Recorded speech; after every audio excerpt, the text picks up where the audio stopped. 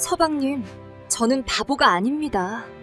방금 보신 이 여인, 온 마을이 바보라고 불렀던 새댁입니다. 남편도 바보, 아내도 바보. 마을 사람들은 이 부부를 보며 웃었습니다. 저것들이 어찌 살려나 하면서요.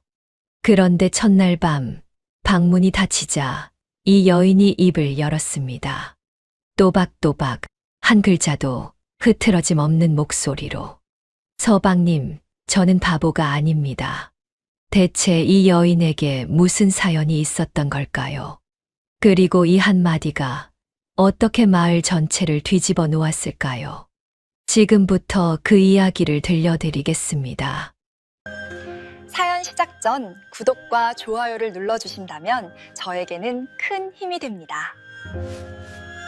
그럼 사연 시작합니다. 옛날, 아주 먼 옛날, 호랑이가 담배 피우던 시절 이야기입니다. 어느 산골 마을에 온 동네가 바보라고 부르는 사내가 하나 있었습니다. 이름은 칠복이. 이 칠복이라는 사내, 성품 하나는 참 좋았습니다. 누구한테든 인사 잘하고 거짓말을 할 줄 모르고 시키면 시키는 대로 하는 순한 사람이었거든요. 그런데 문제가 하나 있었습니다. 눈치가 없었어요. 그것도 보통 없는 게 아니라 남들이 속이는 걸 속이는 줄도 모를 만큼 없었습니다. 한 번은 이런 일이 있었어요. 칠복이가 장터에 쌀을 사러 갔습니다. 쌀 한 마를 살 돈을 꼬깃꼬깃 접어서 품에 넣고 아침 일찍 길을 나섰죠. 장터에 도착해서 쌀장수를 찾았습니다. 돈을 내밀었더니 쌀장수가 자루에 쌀을 담아 주었어요. 그런데 한 말이 아니었습니다. 어떻게 봐도 반말이었어요. 칠복이가 고개를 갸웃거렸습니다. 아니, 저는 한 말을 사려고 했는데. 그러자 쌀장수가 능청스럽게 말했습니다. 올해는 흉년이라 한 말이 원래 이 정도야. 모르고 있었구먼. 칠복이는 잠깐 생각했습니다. 그러더니 고개를 끄덕였어요. 아, 그런 겁니까? 몰랐습니다. 고맙습니다. 반만 받아들고 감사 인사까지 꾸벅하고 돌아왔습니다. 이게 한 번이 아니었어요. 이웃집 밭일을 하루 종일 해주고 품삯을 못 받은 적도 있었습니다.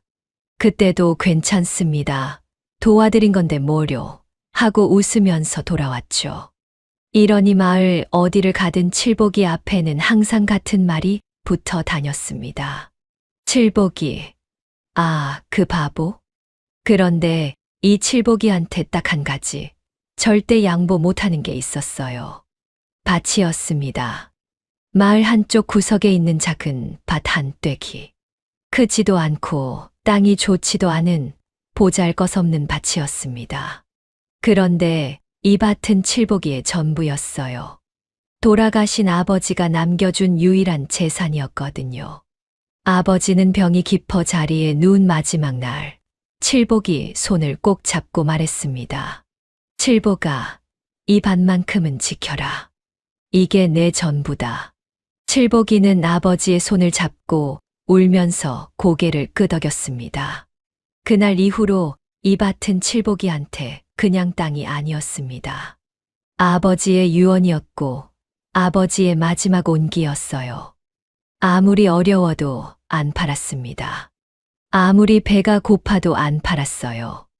바보라는 소리는 매일 들어도 아무렇지 않았지만 이 밭을 팔라는 소리만큼은 칠복이를 화나게 만들었습니다. 그게 칠복이의 유일한 고집이었어요. 그런데 말입니다. 이 마을에 칠복이 말고 한 사람이 더 있었습니다. 이 사람은 바보가 아니었어요. 오히려 너무 머리가 좋은 게 문제인 사람이었죠. 배좌수. 마을에서 가장 부유한 농장주였습니다. 겉으로 보면 인심 좋은 어른이었어요. 마을 잔치에 쌀을 내놓고 어려운 사람한테 곡식을 빌려주고 사람들은 배좌수 어른 아니었으면 이 마을이 어찌 됐겠나 하고 고개를 숙였습니다. 그런데 이게 전부 겉모습이었거든요. 배좌수의 진짜 재주는 장부에 있었습니다. 빌려준 쌀 3가마를 장부에는 5가마로 적고 이자를 붙이고 또 이자를 붙이고 한 번 빌리면 평생 갚을 수 없는 빚이 만들어지는 겁니다. 당하는 사람들은 대부분 그를 몰랐어요. 장부를 들이밀면 고개를 끄덕일 수밖에 없었죠. 그리고 배좌수가 가장 좋아하는 먹잇감이 누구였겠습니까? 당연히 칠복이었습니다. 배좌수가 어느 날 칠복이를 불렀습니다. 칠복아, 농사 짓기 힘들지. 내가 쌀도 빌려주고 농기구도 빌려줄 테니 걱정 마라. 칠복이는 감동했습니다. 눈이 글썽거리면서 연신 고개를 숙였어요. 이렇게 좋은 분이 계시다니 정말 감사합니다. 배좌수는 속으로 웃었죠. 그때부터 칠복이의 빚은 눈덩이처럼 불어나기 시작했습니다. 석 달 전에 빌린 쌀 3가마가 어느새 6가마가 되어 있었고, 칠복이는 매일 배좌수네 밭에서 일했습니다. 새벽부터 저녁까지 쉬는 날 없이. 그런데 빚이 줄지 않았습니다. 아무리 일해도 빚은 그대로였어요. 칠복이도 이상하다는 건 느꼈지만 장부를 읽을 줄 모르니 의심조차 할 수가 없었습니다. 배좌수는 밤마다 장부를 넘기며 혼자 중얼거렸습니다. 이 바보 녀석, 평생 내 밑에서 벗어나지 못할 거다. 그런데 이때 배좌수도 몰랐습니다. 이 바보에게 곧 아내가 생긴다는 것을. 그리고 그 아내가 어떤 사람인지는 아직 아무도 몰랐습니다. 어느 날이었습니다. 마을 이장이 칠복이를 찾아왔어요. 칠복아, 너 장가 안 갈래? 칠복이는 손사래를 쳤습니다. 저 같은 바보한테 누가 시집을 오겠습니까? 이장이 웃으면서 말했습니다. 이웃 고을에 괜찮은 처자가 하나 있는데 몰락한 양반가 출신이라더라. 다만 좀 모자란 아이라고 하더구나. 칠복이는 고개를 갸웃거렸습니다. 모자라다뇨? 그래, 너처럼 좀 어수룩한 아이라는구나. 그래서 다른 데서 혼처가 안 잡힌다더라. 연희, 그게 그 여인의 이름이었습니다. 혼례 날이 잡혔습니다. 마을 사람들이 구경을 나왔어요. 수군수군, 킥킥. 바보가 바보를 만났네. 저 부부가 어찌 살려나. 배좌수도 혼례에 참석했습니다. 연희를 한번 훑어보더니 속으로 흡족한 웃음을 지었어요. 바보 부부라. 둘 다 내 소나귀에서 평생 벗어나지 못하겠구나. 혼례가 시작됐습니다. 칠복이는 연희를 보고 멀뚱멀뚱 서 있었고, 연희는 고개를 푹 숙인 채 멍한 표정으로 끄덕이기만 했습니다. 마을 사람들은 또 웃었죠. 저것 봐라. 꼭 어울리는 한 쌍이다. 해가 졌습니다. 하객들이 하나둘 돌아가고 마을이 조용해졌습니다. 신방에 2사람만 남았습니다. 촛불이 흔들렸어요. 칠복이는 어색하게 손만 만지작거렸습니다.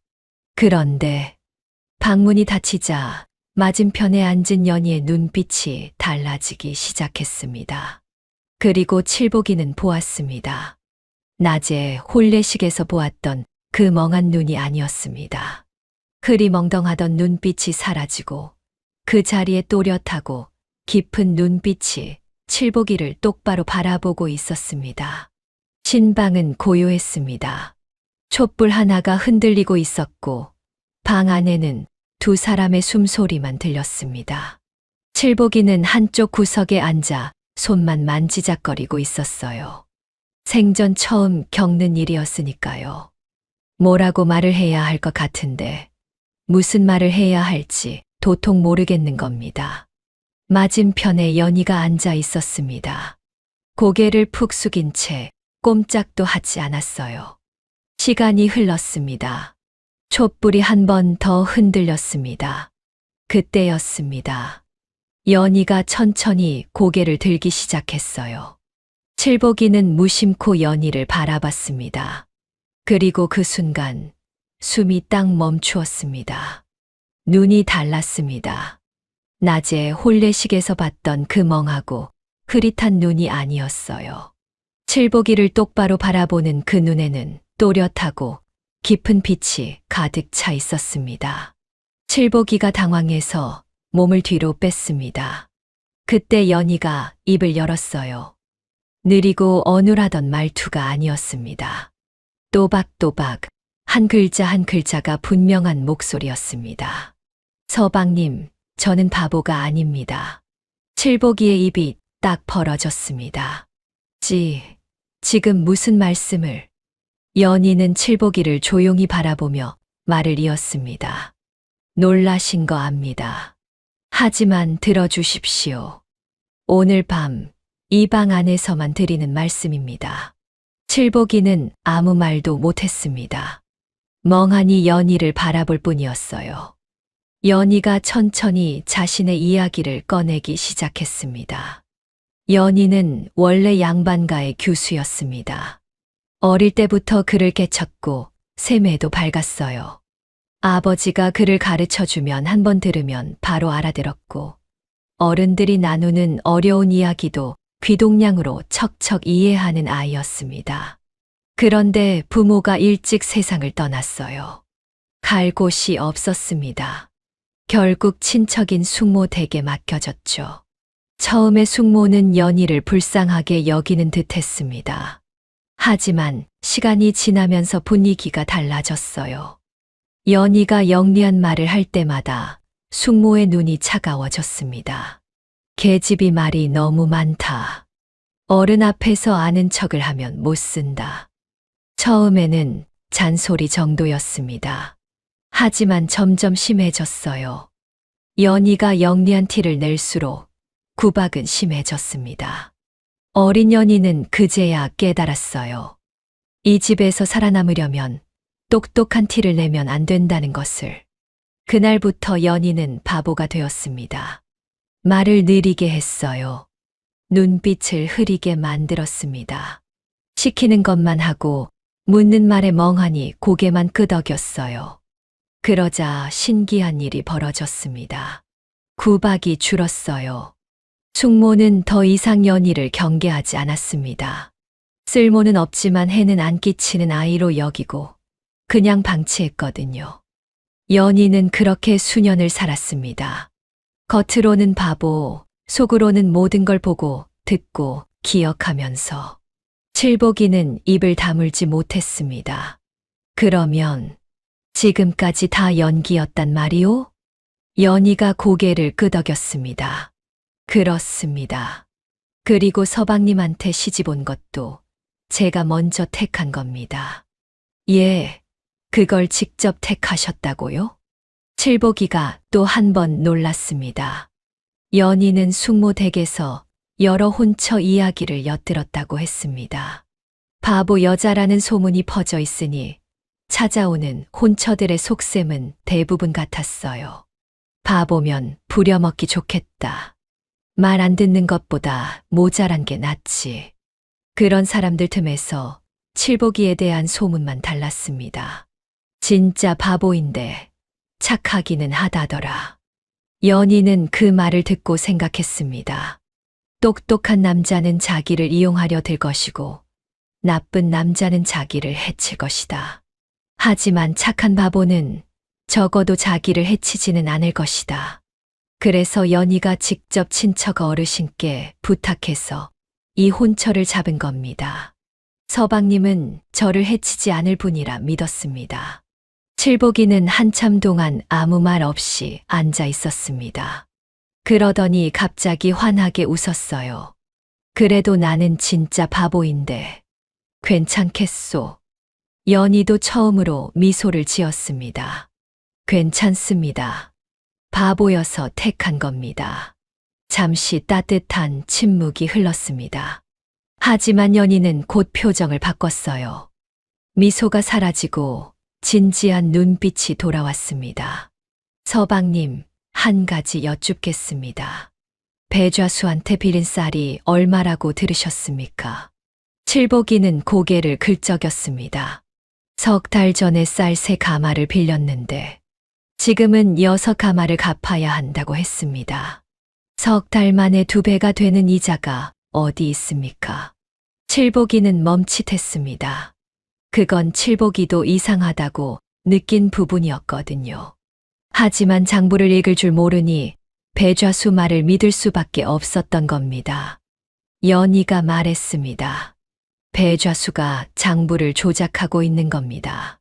서방님만 당한 게 아닙니다.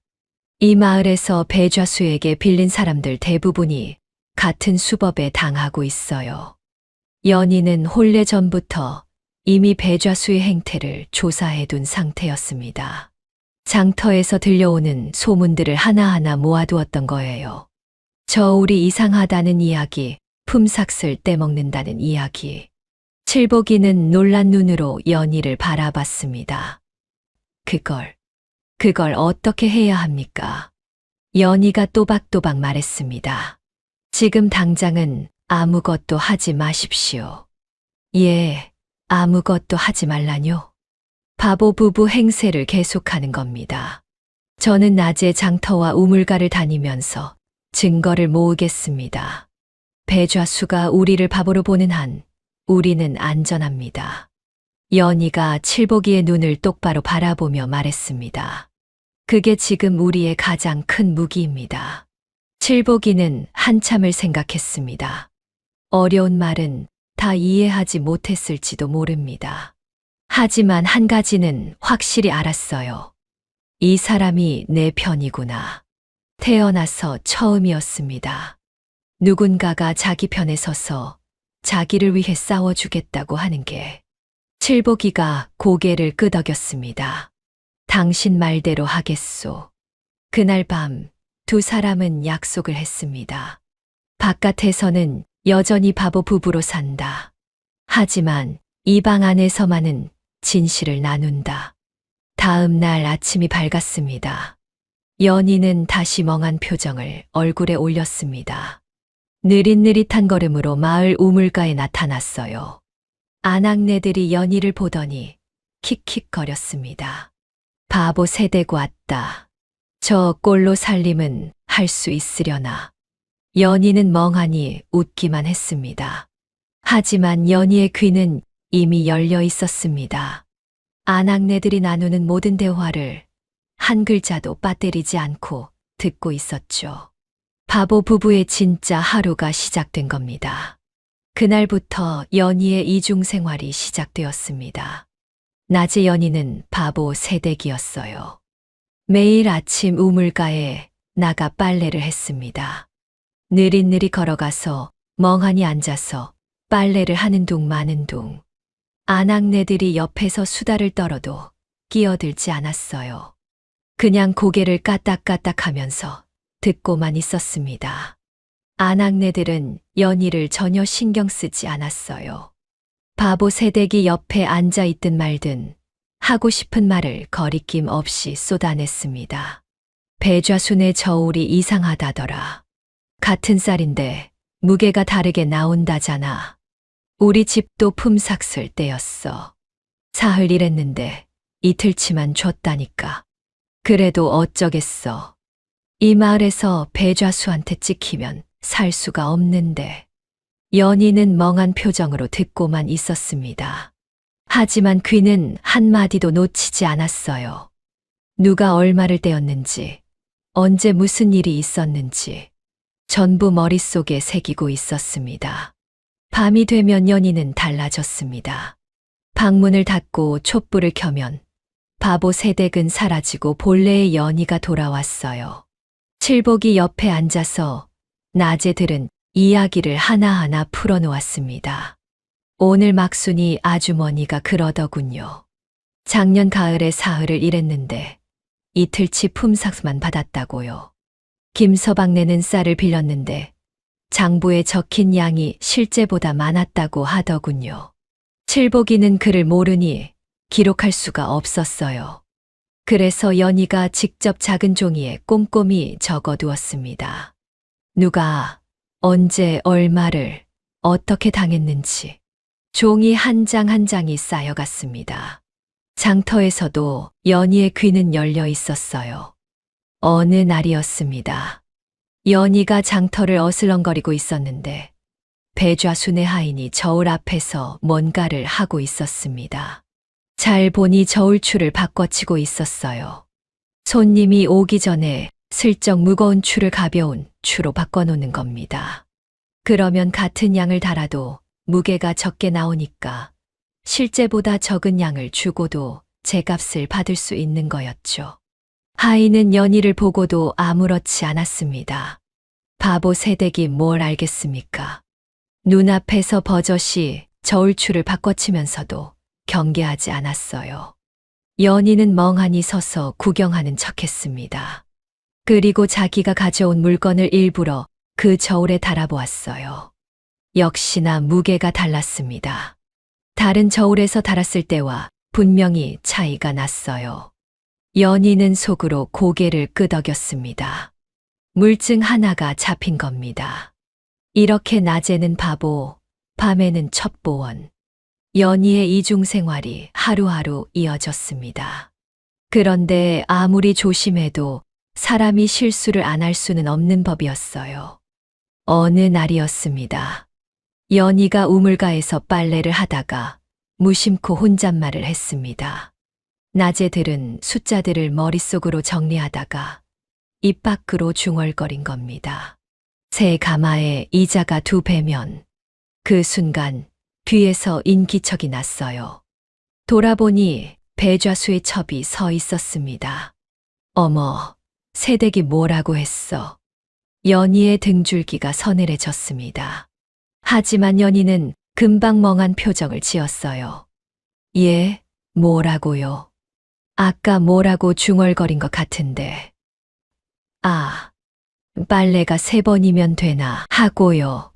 배좌수의 첩은 고개를 갸웃거렸습니다. 뭔가 이상하다는 듯이 연희를 한참 바라보았어요. 그래? 내가 잘못 들었나? 첩은 돌아가면서 배좌수에게 슬쩍 말했습니다. 칠복인의 새 색시가 좀 이상한 것 같은데요. 아까 셈을 하고 있었던 것 같아요. 배좌수는 코웃음을 쳤습니다. 바보가 바보를 만났는데 뭐가 이상해? 신경 쓰지 마라. 첩은 고개를 끄덕였지만 찜찜한 기색이 완전히 사라지지는 않았습니다. 그날 밤 칠복이에게서 이 이야기를 전해 들은 연희는 긴장했습니다. 위험했어요. 한순간의 방심이 모든 걸 무너뜨릴 뻔했습니다. 연희는 다음 날 일부러 장터에서 한바탕 소동을 벌였습니다. 동전을 떨어뜨리고는 한참을 허둥지둥 찾아 헤맸어요. 엉뚱한 곳을 뒤지고 지나가는 사람한테 물어보고 결국 발밑에 있는 동전을 못 찾아서 옆 사람이 집어줬습니다. 마을 사람들이 배를 잡고 웃었어요. 하하, 역시 바보 새댁이라니까. 발밑에 있는 것도 못 찾다니. 배좌수의 첩도 이 광경을 봤습니다. 그리고 고개를 저었어요. 내가 잘못 들었나 보다. 의심이 거쳤습니다. 연희는 속으로 가슴을 쓸어내렸습니다. 위기는 넘겼지만 다시는 방심해서는 안 된다는 걸 뼈저리게 느꼈어요. 그리고 연희는 한 가지 결심을 했습니다. 혼자서만 증거를 모으는 건 한계가 있다. 같은 피해를 입은 사람들을 모아야 한다. 연희가 가장 먼저 찾아간 사람은 막순이었습니다.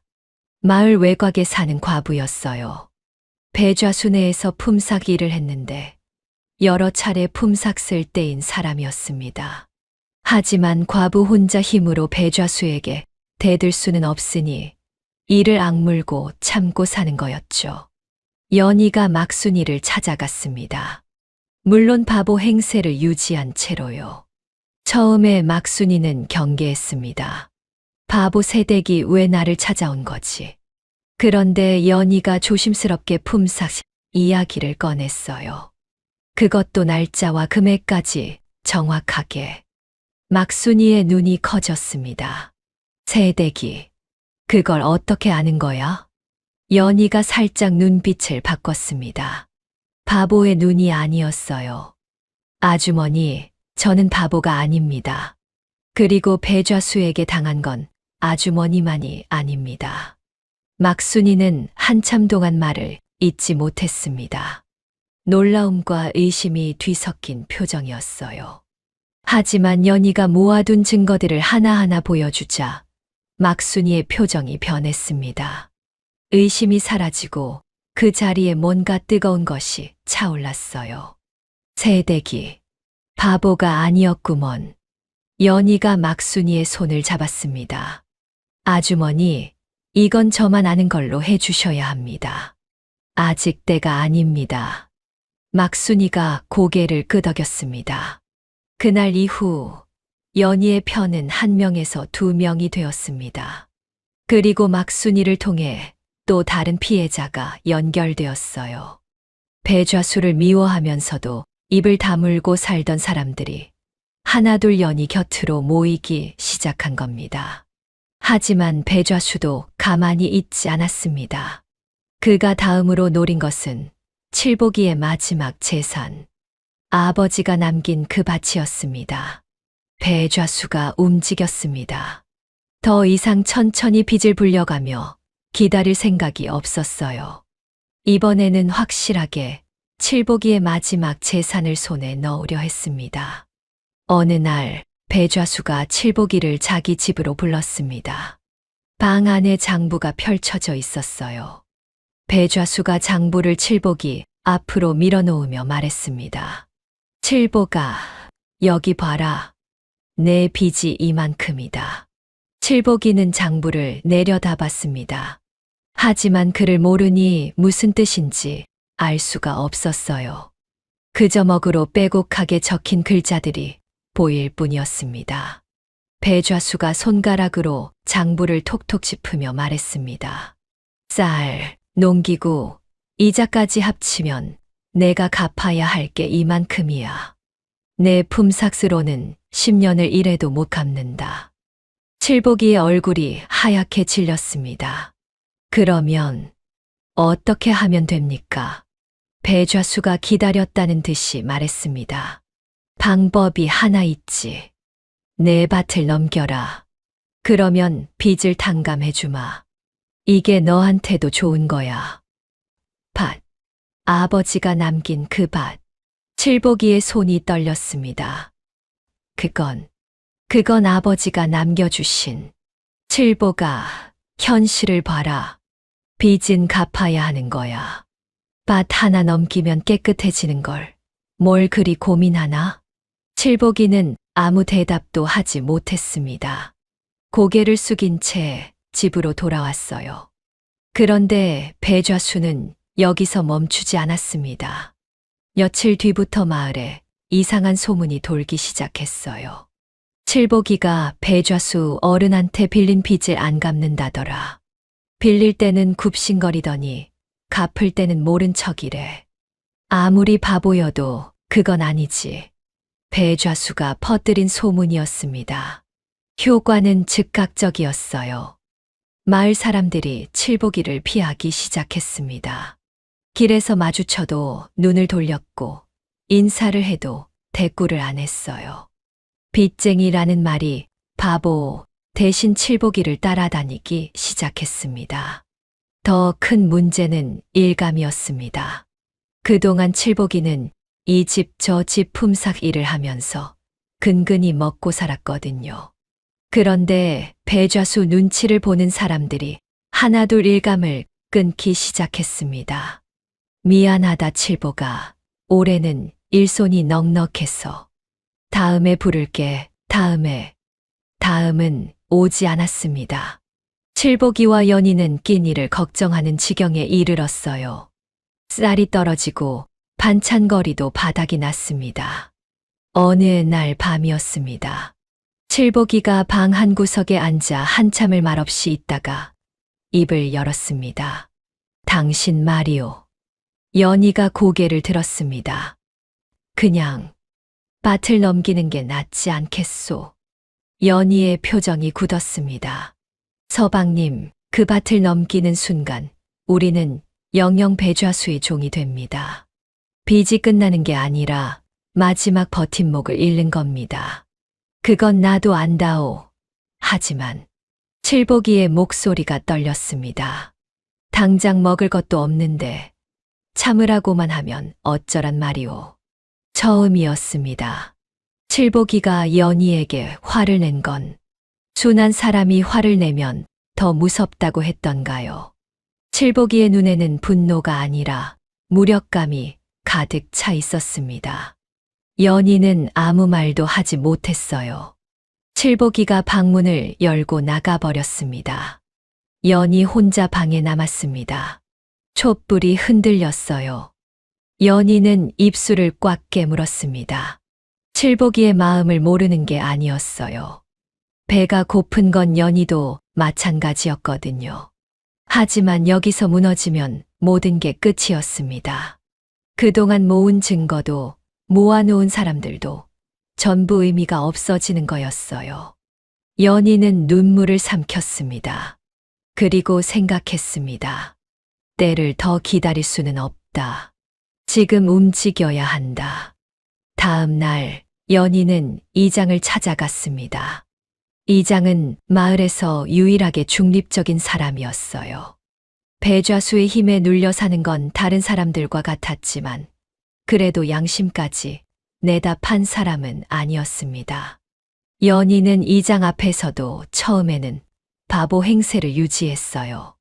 하지만 장부 이야기를 꺼내면서 살짝 본심을 드러냈습니다. 이장님, 이건 제가 바보라서 모르는 건데요. 연희가 품에서 종이 한 장을 꺼냈습니다. 배좌수의 장부에 적힌 내용과 실제 거래 내역을 나란히 적어 놓은 것이었어요. 왜 석 달 전에 세 가마였던 게 지금은 6가마가 되었을까요? 이장이 종이를 받아들었습니다. 눈이 점점 커졌어요. 이건 분명한 조작이 아닌가. 이장은 예전부터 배좌수를 의심하고 있었습니다. 뭔가 이상하다는 건 느꼈지만 증거가 없었어요. 그런데 연희가 그 증거를 가져온 겁니다. 하지만 이장도 쉽게 나서지는 못했습니다. 세댁 마음은 알겠는데 배좌수를 건드리면 나도 무사하지 못해. 연희가 말했습니다. 이장님 혼자 나서실 필요 없습니다. 제가 판을 짜겠습니다. 이장님은 때가 되면 증인이 되어 주시기만 하면 됩니다. 이장은 한참을 고민했습니다. 연희의 눈을 들여다봤어요. 바보의 눈이 아니었습니다. 알겠네. 이장이 고개를 끄덕였습니다. 그날 밤 연희는 집으로 돌아와 칠복이를 기다렸습니다. 칠복이가 돌아왔어요. 어제 화를 내고 나간 게 미안했는지 문 앞에서 한참을 서성이다 들어왔습니다. 연희가 먼저 입을 열었습니다. 서방님, 밭을 넘기겠다고 하십시오. 칠복이가 고개를 번쩍 들었습니다. 뭐라고요? 배좌수한테 가서 밭을 넘기겠다고 하십시오. 단, 조건을 하나 거십시오. 조건이라뇨? 마을 어른들 앞에서 공개적으로 문서를 쓰겠다고 하십시오. 이렇게 큰일은 증인이 있어야 한다고요. 칠복이는 연희를 물끄러미 바라봤습니다. 그러면 배좌수는 자기가 이겼다고 생각할 겁니다. 바보가 스스로 걸어 들어온다고요. 그게 우리의 함정입니다. 칠복이는 한참을 말없이 앉아 있었습니다. 그러더니 조용히 물었어요. 당신을 믿으면 되는 거요? 연희가 고개를 끄덕였습니다. 네, 저를 믿어주십시오. 칠복이가 천천히 웃었습니다. 어제의 화는 이미 사라져 있었어요. 알겠소. 당신 말대로 하겠소. 다음 날 칠복이는 배좌수를 찾아갔습니다. 고개를 숙이고 힘없는 목소리로 말했어요. 밭을 넘기겠습니다. 배좌수의 눈이 번쩍 빛났습니다. 오, 그래? 잘 생각했다, 칠보가. 대신 마을 어른들 앞에서 문서를 쓰고 싶습니다. 이렇게 큰일인데 증인이 있어야 하지 않겠습니까? 배좌수는 잠깐 생각하더니 활짝 웃었습니다. 그래, 그게 오히려 좋지. 마을 사람들 앞에서 정정당당하게 하자꾸나. 배좌수는 기분이 좋았습니다. 바보가 스스로 항복하러 왔으니까요. 그날이 바로 배좌수 인생 최악의 날이 될 줄은 꿈에도 모른 채. 마을 한가운데 너른 마당이 있었습니다. 평소에는 아이들이 뛰어노는 곳이었는데 오늘은 분위기가 달랐어요. 이장이 자리를 마련했습니다. 마당 한쪽에 멍석을 깔고 양쪽에 앉을 자리를 나눠 놓았어요. 소식은 이미 마을 전체에 퍼져 있었습니다. 칠보기가 배좌수한테 밭을 넘긴다더라. 마을 어른들 앞에서 문서를 쓴다는데 구경 가자, 구경 가자. 하나둘 마을 사람들이 모여들었습니다. 우물가 아낙네들, 장터상인들, 논밭에서 일하던 농부들까지. 대부분은 그냥 구경거리로 온 거였어요. 배좌수가 도착했습니다. 하인 둘을 데리고 여유롭게 걸어왔어요. 한 손에는 장부를 들고 있었습니다. 얼굴에는 여유가 가득했어요. 오늘은 칠보기의 밭을 정식으로 넘겨받는 날이라고 생각했으니까요. 배좌수가 자리에 앉으며 주변을 둘러봤습니다. 마을 사람들이 빙둘러서 구경하고 있었어요.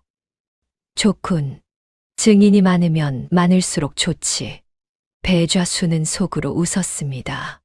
반대쪽에 칠보기가 서 있었습니다. 초라한 행색이었어요. 고개를 숙이고 어깨가 축 처져 있었습니다. 그 뒤에 연희가 앉아 있었어요. 멍한 표정으로 바닥만 보고 있었습니다.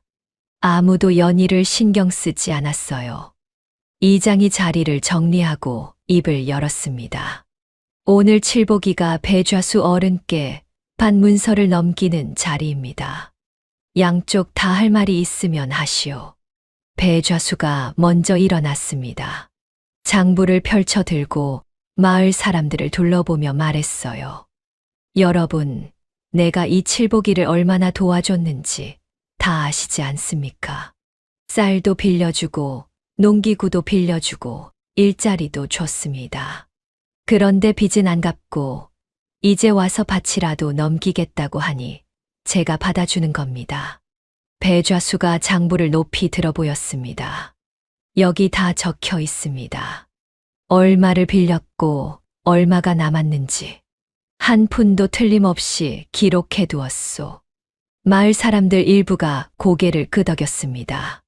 배좌수는 이 마을의 어른이었으니까요. 그 말을 의심하는 사람은 별로 없었어요. 분위기는 완전히 배좌수 쪽이었습니다. 칠보기는 고개를 숙인 채 서 있었어요. 손이 떨리고 있었습니다. 이대로면 밭을 넘기고 끝나는 거였습니다. 그때 칠보기가 입을 열었어요. 떨리는 목소리였습니다. 저는 바보라서 장부를 잘 모릅니다. 마을 사람들이 칠보기를 바라봤습니다. 그래서 제 아내가 대신 말해도 되겠습니까? 웅성웅성. 바보 색시가 뭘 안다고. 저 멍한 새댁이? 배좌수도 코웃음을 쳤습니다. 그래, 좋다. 바보끼리 뭔 말을 하려는지 드러나 보자. 마을 사람들 사이에서 킥킥 웃음이 새어나왔어요. 연희가 천천히 일어났습니다. 여전히 고개를 숙이고 있었어요. 마을 사람들은 별 기대 없이 바라봤습니다. 바보 새댁이 뭘 하겠나 하는 표정이었죠. 그런데 연희가 고개를 들었습니다. 그 순간 마당의 공기가 달라졌어요. 멍하고 흐리던 눈이 아니었습니다. 또렷하고 깊고 차분한 눈빛이 배좌수를 똑바로 바라보고 있었습니다. 마을 사람들이 멈칫했어요. 연희가 입을 열었습니다. 느리고 어눌하던 말투가 아니었어요. 또박또박 한 글자 한 글자가 분명한 목소리였습니다. 배좌수 어른, 한 가지만 여쭙겠습니다. 마당이 조용해졌습니다. 웃음이 멈추었어요. 저 새댁이? 목소리가 왜 저래? 마을 사람들이 수군거렸지만 연희는 개의치 않았습니다. 3달 전에 쌀 3가마를 빌렸는데 지금 6가마를 갚아야 한다고 하셨습니다. 어느 장사치가 3달 만에 2배 이자를 매깁니까? 배좌수의 미소가 살짝 굳었습니다. 원래 그렇게 약조했다. 그 약조 문서를 보여주십시오. 배좌수가 장부에서 문서를 꺼내 내밀었습니다. 여유를 되찾으려는 듯 손짓이 크었어요. 연희가 문서를 받아들었습니다. 한참을 들여다보더니 고개를 들었어요. 이 문서의 날짜가 올해 3월로 되어 있습니다. 그래서 서방님이 쌀을 빌린 건 작년 10월입니다. 약조 문서라면 빌린 날에 쓰는 것이 당연한데 왜 반년이나 지나서 작성되었습니까? 마당이 술렁였습니다. 이 문서는 빌린 날에 쓴 게 아닙니다. 나중에 만든 겁니다. 배좌수의 얼굴에서 여유가 사라지기 시작했어요. 연희가 멈추지 않았습니다. 2번째입니다. 배좌수 어른댁에 저울 이야기를 하겠습니다. 마을 사람들의 눈이 커졌어요. 저는 직접 같은 물건을 배좌수 어른댁 저울과 장터의 다른 저울에 달아보았습니다. 무게가 달랐습니다. 배좌수 어른댁 저울로 달면 가볍게 나옵니다. 웅성거림이 점점 커졌습니다. 그러니까 같은 양을 받아가도 실제로는 적게 주고 있었다는 뜻입니다. 배좌수가 말을 끊으려 했습니다. 인연이 헛소리를. 하지만 연희가 더 빨랐어요. 3번째입니다. 연희가 마을 사람들을 향해 돌아섰습니다. 여기 계신 막순이 아주머니. 작년 가을에 배좌수 어른댁에서 사흘을 일하셨습니다. 하지만 품삯은 이틀치만 받으셨죠. 막순이가 움찔했습니다. 마을 사람들의 시선이 막순이에게 쏠렸어요.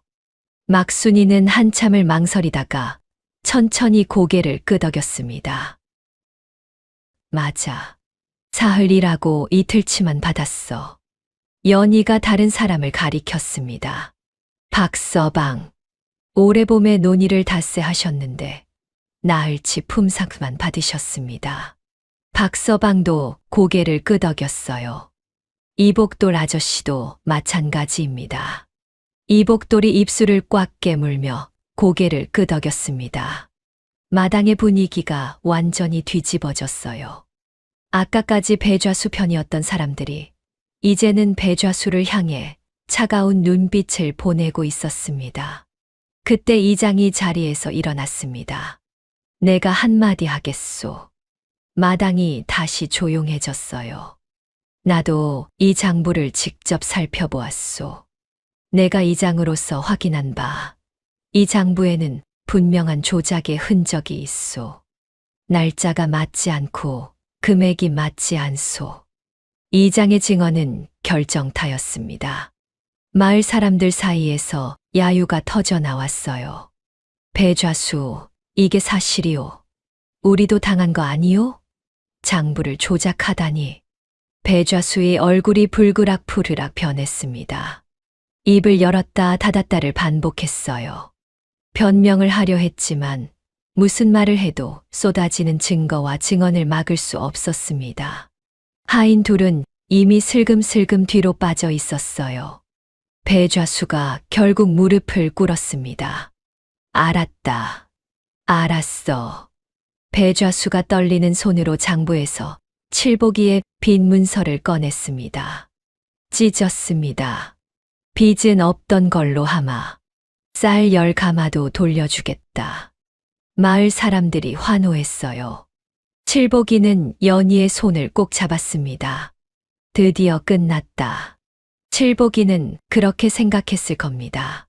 하지만 연희는 웃지 않았습니다. 배좌수가 일어서서 돌아가는 뒷모습을 지켜보고 있었어요. 배좌수의 어깨는 떨리고 있었습니다. 주먹을 꽉 쥐고 있었어요. 그리고 돌아서는 순간 연희는 배좌수의 눈을 봤습니다. 굴복한 사람의 눈이 아니었어요. 이를 악물고 도끼를 품은 눈이었습니다. 연희의 얼굴에서 안도가 사라졌습니다. 그날 밤 연희가 칠복이에게 말했습니다. 서방님, 아직 끝난 게 아닙니다. 칠복이가 놀란 눈으로 연희를 바라봤어요. 무슨 말이오? 빈 문서도 찢었고 쌀도 돌려받기로 했는데 배좌수의 눈을 보셨습니까?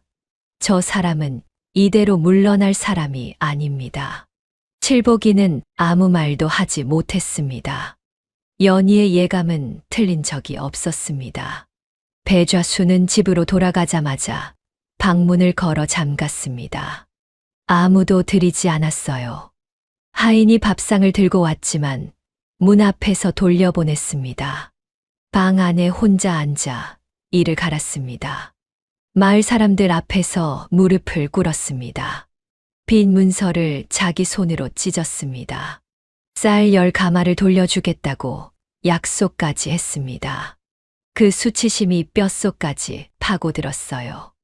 바보 부부한테 당하다니.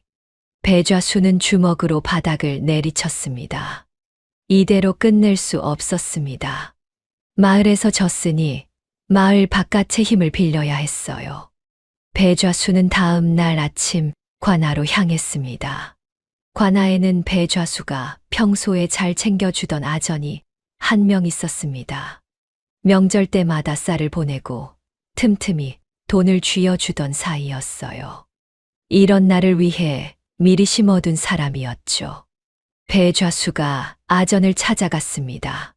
자네한테 부탁할 일이 있네.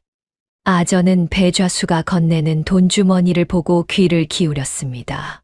칠복이 아내라는 년이 마을에서 난리를 쳤어. 양민을 선동하고 나를 협박해서 문서를 찍게 만들었다네. 이걸 관아에 보고해주게. 아전이 고개를 끄덕였습니다. 어떻게 올리면 되겠습니까? 마을 질서를 어지럽히는 여인이 있으니 관에서 다스려야 한다. 이렇게 올려. 그리고 배좌수가 눈을 가늘게 떴습니다. 그년 혼자만 부르면 안 돼. 공론장에서 증언한 놈들도 같이 불러. 선동에 가담한 자들이라고. 아전은 돈주머니를 품에 넣으며 말했습니다.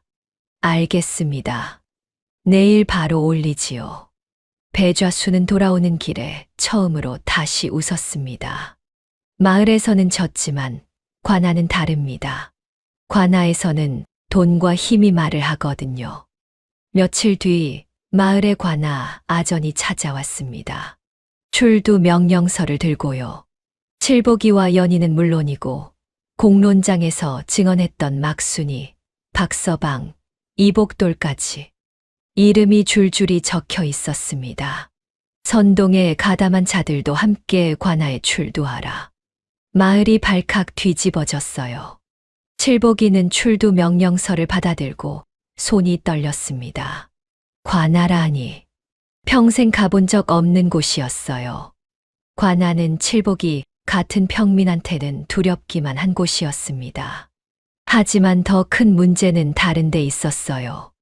마을 사람들이 무너지기 시작한 겁니다. 소식을 들은 막순이가 연희를 찾아왔습니다. 얼굴이 하얗게 질려 있었어요.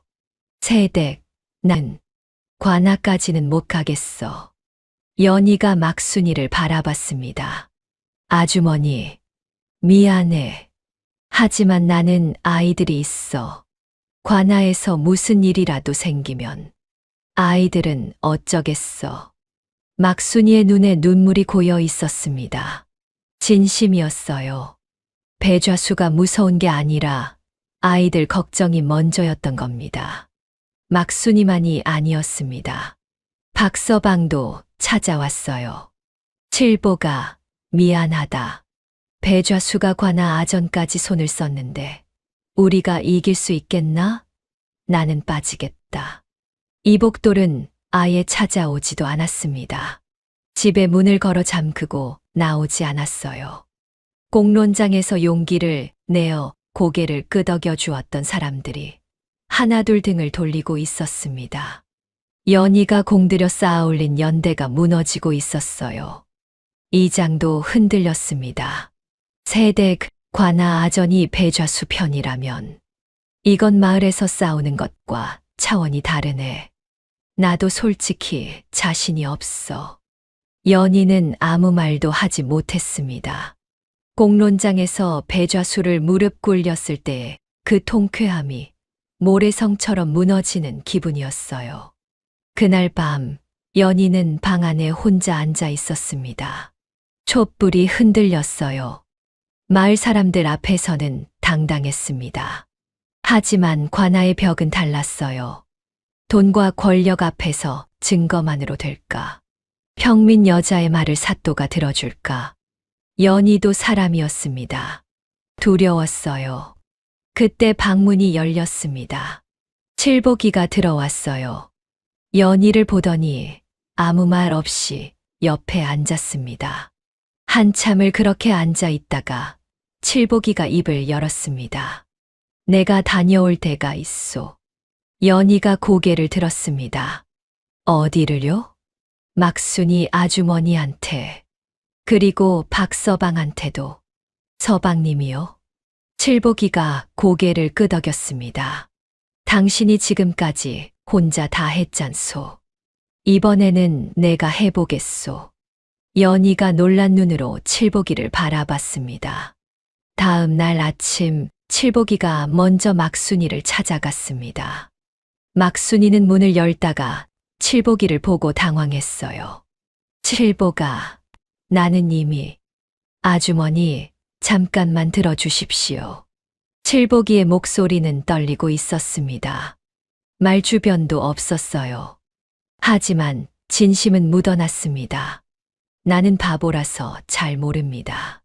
어려운 것도 모르고 글도 모르고 셈도 못합니다. 막순이가 조용히 듣고 있었어요. 하지만 하나는 압니다. 우리가 지금 입 다물면 배좌수한테 평생 당하고 사는 겁니다. 아주머니 아이들도 나도 이 마을 사람들 전부 다요. 칠복이가 막순이의 눈을 바라봤습니다. 나는 더 이상 그렇게 못 살겠습니다.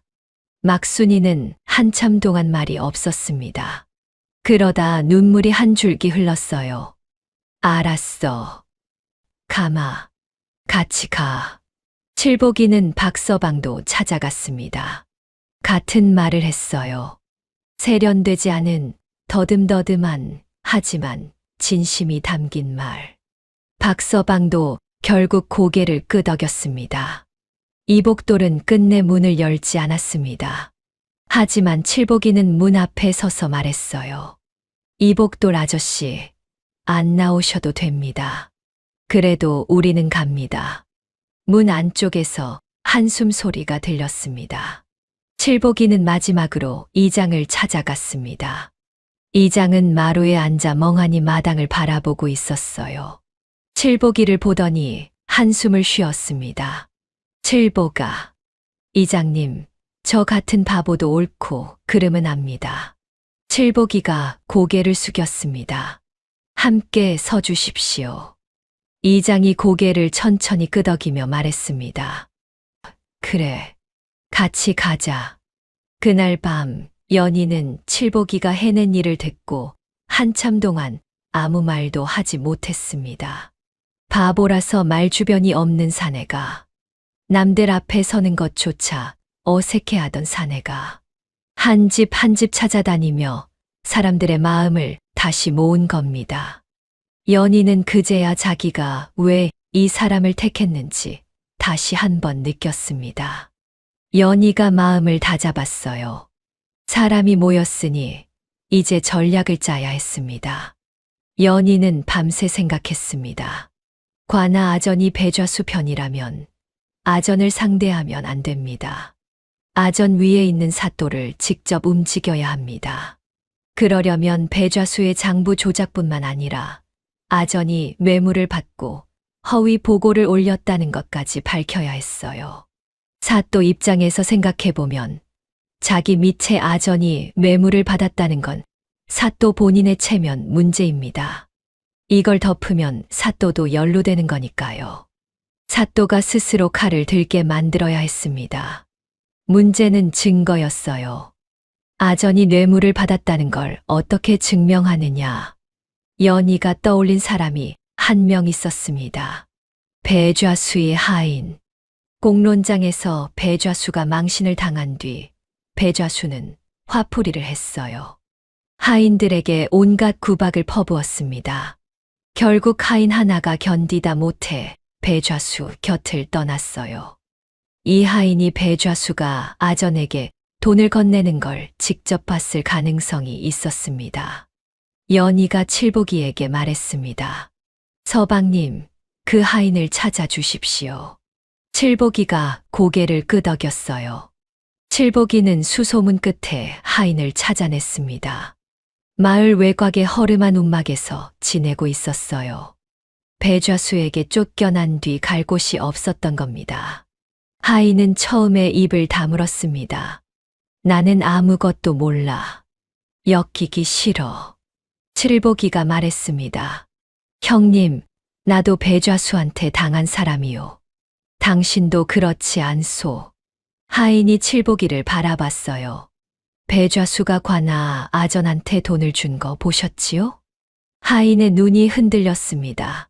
한참을 망설이다가 입을 열었어요. 봤어. 내가 직접 돈주머니를 들고 따라갔으니까. 배좌수가 아전한테 건네는 걸 바로 옆에서 봤어. 칠복이가 하인의 손을 잡았습니다. 관아에서 그 말을 해주실 수 있겠습니까? 하인은 오래 망설였습니다. 그래. 어차피 나도 배좌수한테 당할 대로 당한 사람이야. 해주지. 마지막 퍼즐이 맞춰졌습니다. 그날 밤 연희는 모든 증거를 정리했습니다. 장부사본, 저울 비교 기록, 마을 사람들의 증언 목록, 그리고 하인의 증언. 빈틈없이 준비했어요. 관아로 향하는 날이 밝았습니다. 칠복이와 연희는 나란히 걸었습니다. 그 뒤로 막순이가, 박서방이, 이장이 따라 걸었어요. 칠복이가 걸으면서 물었습니다. 우리가 이길 수 있겠소? 연희는 한참을 걷다가 대답했습니다. 증거는 준비했습니다. 하지만 관아의 사또가 어떤 분이냐에 따라 말끝을 흐렸어요. 결과는 아무도 알 수 없었습니다. 하지만 돌아갈 수도 없었습니다. 관아의 문이 눈앞에 보였습니다. 관아 마당은 넓었습니다. 칠복이는 관아 문을 들어서면서 다리가 후들거렸어요. 태어나서 한 번도 와본 적 없는 곳이었습니다. 높은 담장 늘어선 기와지붕, 도포를 입은 아전들이 오가는 모습. 마을과는 완전히 다른 세상이었어요. 사또가 좌정에 있었습니다. 높은 자리에 앉아 양쪽을 내려다보는 눈빛이 차가웠어요. 이 사람이 오늘의 판결을 내릴 사람이었습니다. 한쪽에 배좌수가 앉아 있었습니다. 깨끗한 옷을 차려입고 여유로운 표정이었어요. 그 옆에 매수된 아전이 배석하고 있었습니다. 배좌수는 관아에 오니 오히려 편안해 보였어요. 여기는 자기 돈이 통하는 곳이라고 생각했으니까요. 반대쪽에 칠복이와 연희가 서 있었습니다.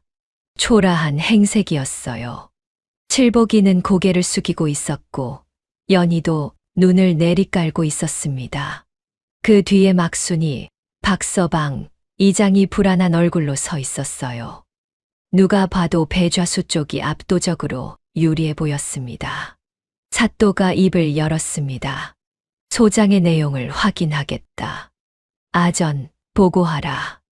매수된 아전이 앞으로 나섰어요. 준비한 대로 읽어 내려갔습니다. 칠복의 안혜연이라는 여인이 마을 사람들을 선동하여 소란을 일으키고 양민 배좌수를 협박하여 문서를 강제로 훼손하게 하였습니다. 마을 질서를 크게 어지럽힌 바 관에서 다스려 주시기를 청합니다. 사또가 고개를 끄덕이더니 배좌수를 바라봤습니다. 원고, 할 말이 있으면 하라. 배좌수가 일어섰습니다. 억울한 표정을 지으며 말했어요. 사또 나으리 소인은 마을을 위해 평생을 바쳐온 사람입니다.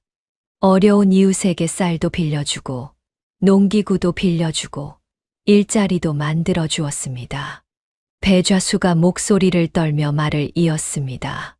그런데 이 여인이 나타나서 마을 사람들을 꼬드겨 소인을 마을 한복판에서 망신을 주고 협박하여 빈 문서를 찍게 만들었습니다.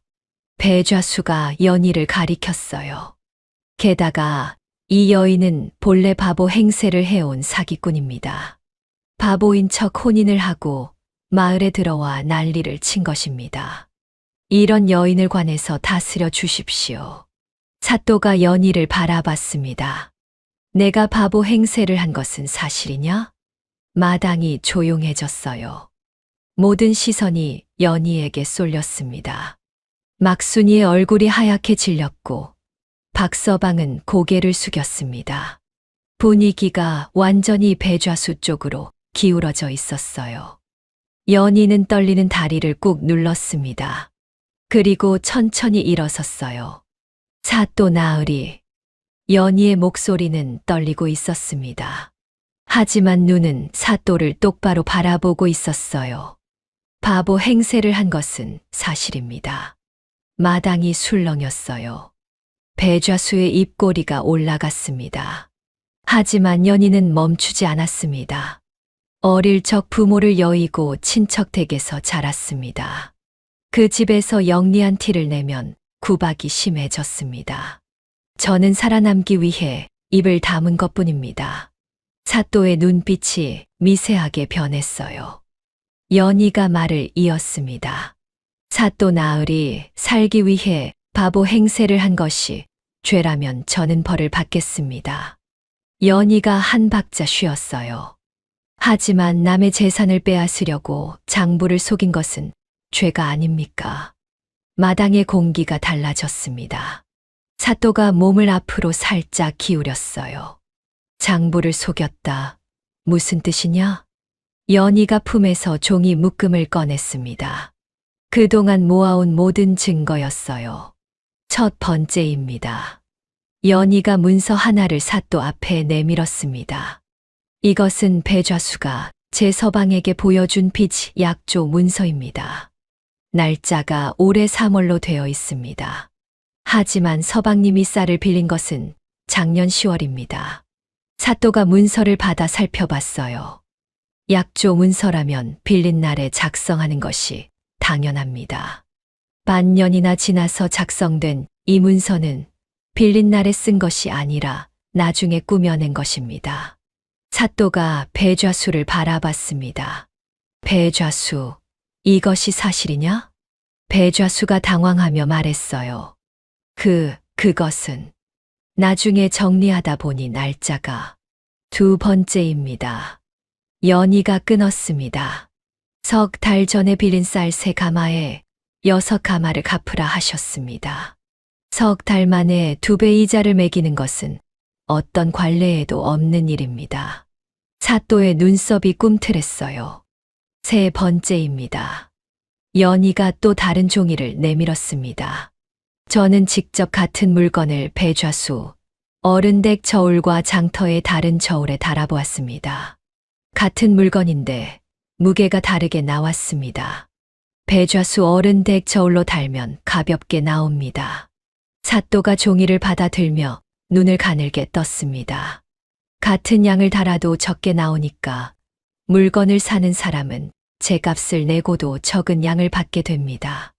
마을 사람 여러 명이 이 저울로 피해를 보았습니다. 사또가 증거들을 하나하나 살펴보는 동안 배좌수의 안색이 점점 변해가고 있었습니다. 처음의 여유는 이미 사라져 있었어요. 사또가 증인들을 바라봤습니다. 증인이 있다 하였으니 들어보겠다.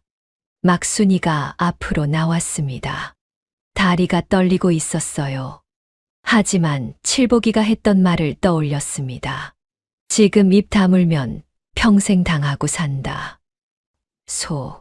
소희는 막순이라 합니다. 목소리가 떨렸지만 한마디 한마디를 꾹꾹 눌러 말했어요. 작년 가을에 배좌수 어른 댁에서 사흘을 일했습니다. 하지만 품삯은 이틀치만 받았습니다. 사또가 고개를 끄덕였습니다. 박서방이 나왔어요. 저도 마찬가지입니다. 닷새 일하고 나흘치만 받았습니다. 이장이 마지막으로 나섰습니다. 소희는 이 마을의 이장입니다. 이장으로서 직접 배좌수의 장부를 확인하였습니다. 날짜가 맞지 않고 금액이 맞지 않습니다. 분명한 조작이 있습니다. 증거와 증언이 쏟아지자 마당의 분위기가 완전히 기울었습니다.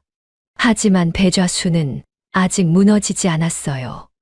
이를 악물고 마지막 말을 내뱉었습니다.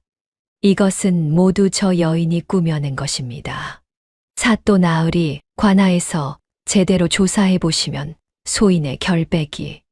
배좌수가 매수된 아전을 힐끗 바라봤어요. 아전이 나서서 한마디 해주기를 기대하는 눈빛이었습니다. 바로 그때 연희가 입을 열었습니다. 사또 나으리, 한 가지만 더 여쭙겠습니다. 사또가 연희를 바라봤어요.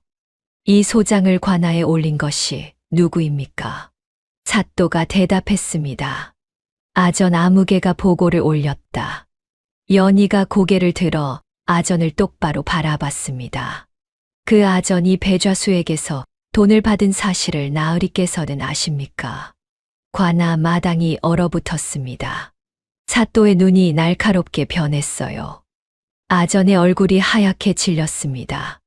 배좌수도 순간 멈칫했어요. 예상 못한 공격이었습니다. 증인이 있습니다.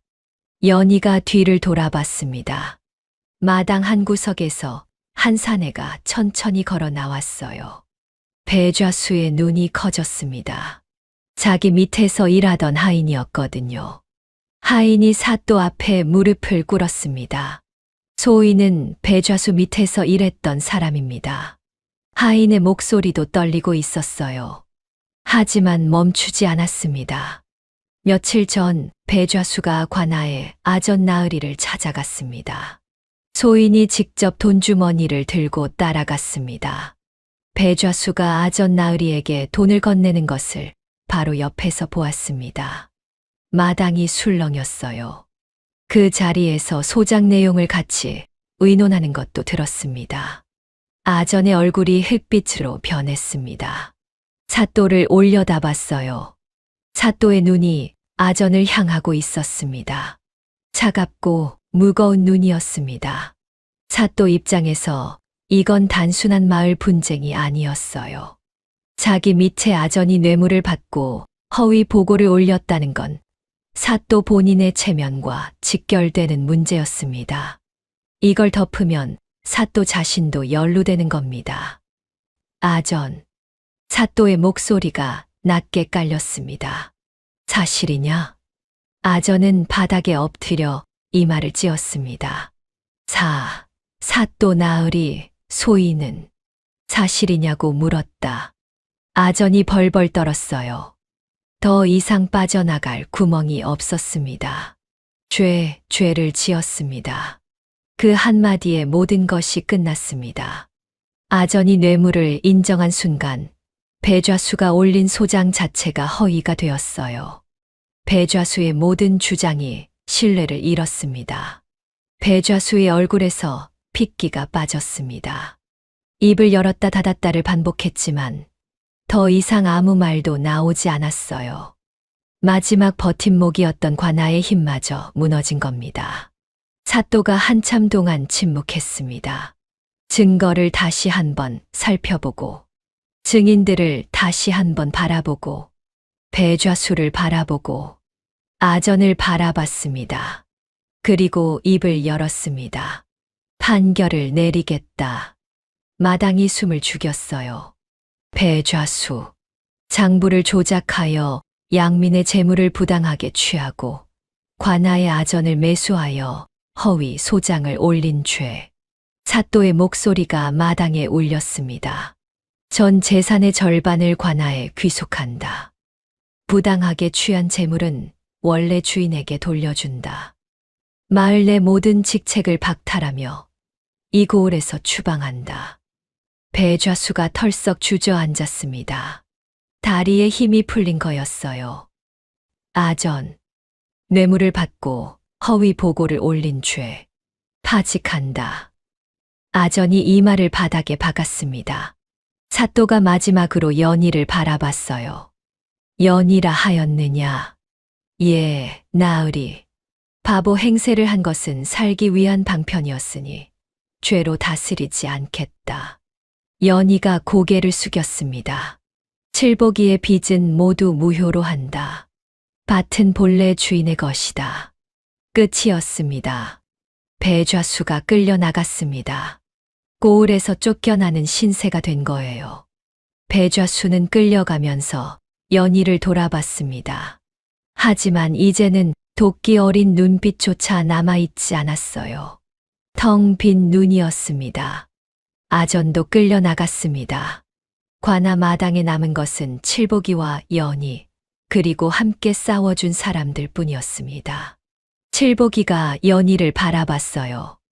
눈에 눈물이 가득 고여 있었습니다. 당신이 아니었으면 말을 잇지 못했어요. 연희가 칠복이의 손을 잡았습니다. 서방님이 착한 분이 아니었으면 저도 이 용기를 내지 못했을 겁니다. 칠복이가 고개를 저었어요. 아니요. 어제 막순이 아주머니도, 박서방도, 이장님도 다들 당신 때문에 여기 온 거요. 연희가 고개를 저었습니다. 아닙니다. 그분들이 다시 마음을 돌린 건 서방님이 직접 찾아가셨기 때문입니다. 저 혼자였으면 못했을 일이에요. 칠복이가 웃었습니다. 연희도 웃었어요. 막순이가 옆에서 코를 훌쩍였습니다. 이놈의 부부는 서로 공을 떠넘기기 바쁘구먼. 다 같이 웃었습니다. 관아문을 나서는 두 사람의 뒤로 햇살이 쏟아졌습니다. 그 옆에는 함께 싸워준 사람들이 나란히 걷고 있었죠. 배좌수가 떠난 마을은 조용했습니다. 처음 며칠은 어수선했어요. 배좌순의 곳간이 열리고 관아의 명에 따라 재물이 하나둘 원래 주인에게 돌아갔습니다. 막순이는 떼인 품삯을 돌려받았어요. 받아든 손이 떨렸습니다. 얼마 안 되는 돈이었지만 그동안 억울했던 세월이 담겨 있었으니까요. 박서방도 이복돌도 마찬가지였습니다. 이복돌은 며칠을 망설이다가 칠복이를 찾아왔어요. 문 앞에서 한참을 서성이더니 칠복이가 나오자 고개를 푹 숙였습니다. 칠복아, 그때 문을 안 열어서 미안하다. 자네가 문 앞에서 한 말 다 들었어. 그런데도 나는 겁이 나서. 칠복이는 이복돌의 말이 끝나기도 전에 환하게 웃었습니다. 괜찮습니다. 아저씨도 어려우셨잖습니까? 지금 이렇게 와주신 것만으로도 고맙습니다. 이복돌이 코를 훌쩍였어요. 그게 칠복이었습니다. 원래부터 그런 사람이었어요. 달라진 게 있다면 하나. 이제 칠복이를 바보라고 부르는 사람이 없어졌다는 겁니다. 아니, 정확히 말하면 한 명 있긴 했어요. 칠복이 본인이었습니다. 어느 날 장터에서 누군가가 칠복이에게 물었습니다. 자네, 사실 바보가 아니었던 거 아닌가? 칠복이가 머리를 긁적이며 웃었어요. 아이고, 저는 진짜 바보 맞습니다. 다만 제 아내가 좀 똑똑할 뿐이죠. 옆에 있던 연희가 빙그레 웃었습니다. 연희는 더 이상 바보 행세를 하지 않았어요. 할 필요가 없어졌으니까요. 마을 아낙네들이 하나둘 연희를 찾아오기 시작했습니다. 처음에는 쑥스러워하면서요. 세댁, 아니, 이제 세댁이라 부르면 안 되겠구나. 나도 글 좀 배울 수 있겠나? 연희가 웃으며 고개를 끄덕였어요. 물론이지요. 우물가에서 빨래하던 자리가 연희가 글과 셈을 가르치는 자리로 바뀌었습니다. 예전에는 연희가 멍하니 앉아 있으면 바보 세대고 왔다 하며 킥킥거리던 곳이었어요. 이제는 그 아낙네들이 나란히 앉아 연희가 하는 말에 고개를 끄덕이고 있었습니다. 누군가가 그 모습을 보며 말했어요. 우물가가 저렇게 조용한 건 처음이다. 이장이 칠복이 부부를 보면서 말했습니다. 이 마을에 저 부부가 온 게 복이었어. 어느 봄날이었습니다. 칠복이가 밭에서 일하고 있었어요. 아버지가 남겨준 그 작은 밭 지켜냈습니다. 아버지의 유언대로 끝까지 지켜낸 겁니다. 칠복이가 허리를 펴고 하늘을 올려다봤어요. 맑은 하늘이었습니다. 밭 가장자리에 연희가 앉아 있었습니다. 칠복이를 바라보고 있었어요. 칠복이가 돌아보며 환하게 웃었습니다. 연희도 웃었어요. 마을 사람들은 오래도록 이 부부 이야기를 전했습니다. 바보인 줄 알았던 남편과 바보 행세를 했던 아내. 그런데 정작 진짜 바보는 누구였을까요? 조상들의 지혜가 담긴 설화는 언제 들어도 참 묘한 매력이 있죠. 이 이야기는 제가 직접 현대적으로 재구성해서 만든 창작물입니다. 대본 작성부터 사파 작업까지 모든 과정에 정성을 다하고 있거든요. 잊혀가는 우리 이야기를 계속 이어가겠습니다.